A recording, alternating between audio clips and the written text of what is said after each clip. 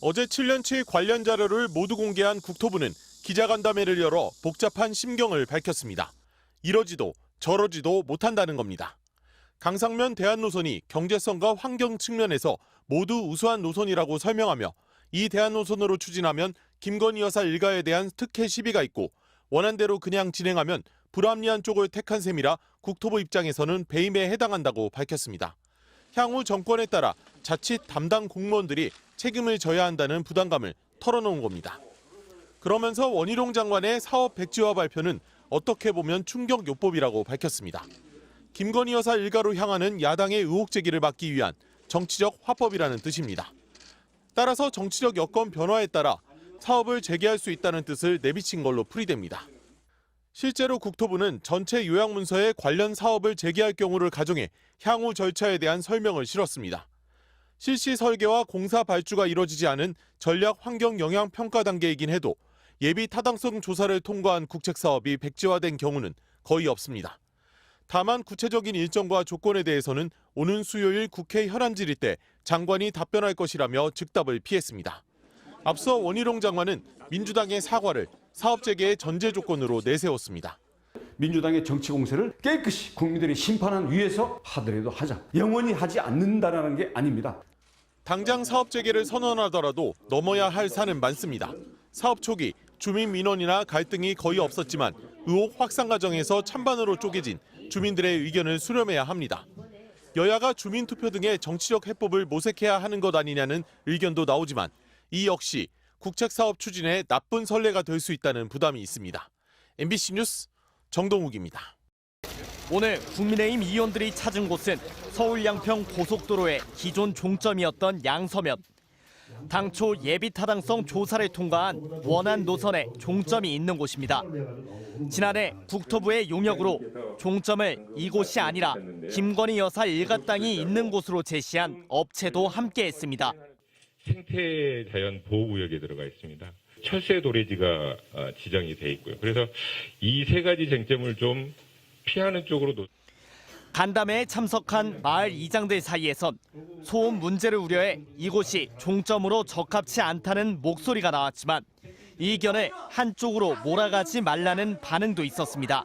지금 잠깐 들어보니까 양서면 쪽으로 가는 거는 반대한다는 의견이십니다. 그거는 맞습니까? 네, 아니에요. 이것은 분명한 것은 첫 번째, 이 도로의 예비 타당성 조사, 예를 들어 구체적으로 얘기하면 이곳이 애초부터 적합하지 않았다면 진작에 예비 타당성 조사 단계에서 왜 바로잡지 못했냐고 따져 묻는 주민도 있었습니다. 당초안을 설계도 했던 회사는 국토부에서 구멍가게 회사에다가 이걸 용역을 준 겁니까? 난 도대체 이해가 안 가요. 예비 타당성하고 타당성은 기술의 수준이 틀립니다. 용역비도 틀리고. 중단된 사업이 하루빨리 재추진돼야 한다는 데에는 목소리가 같았습니다.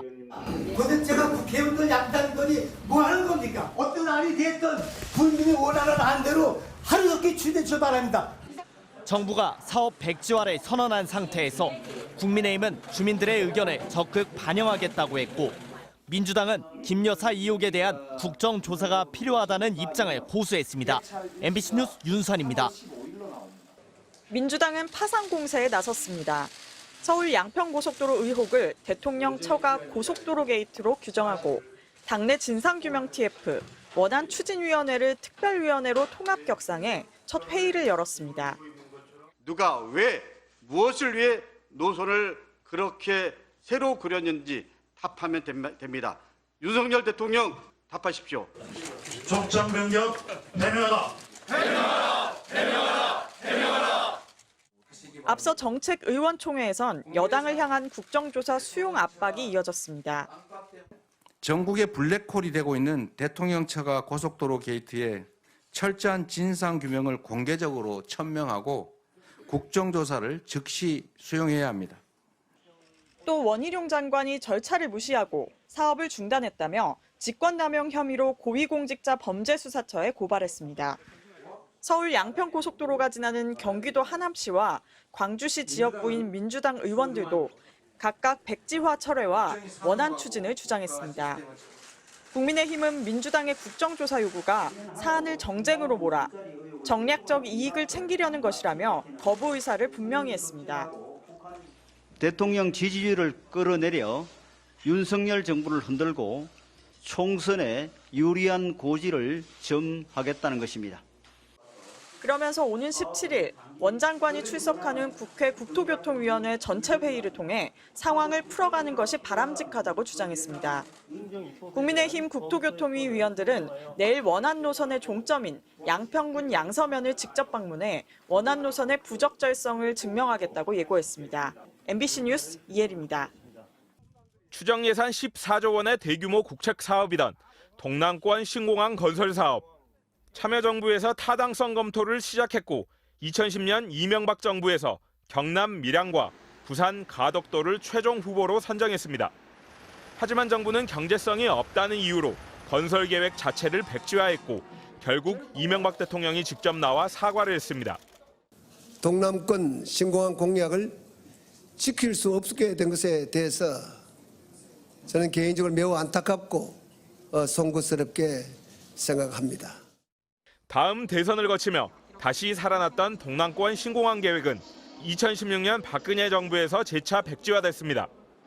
공사 시행 11년, 공사비 5천억 원이 들어간 안산 시화호 담소화 작업, 3,500억 원이 투입된 장항 국가산업단지 개발 사업, 목포 광양 고속도로와 함양 울산 고속도로 역시 경제성과 주민들의 요구로 백지화되거나 변경됐습니다.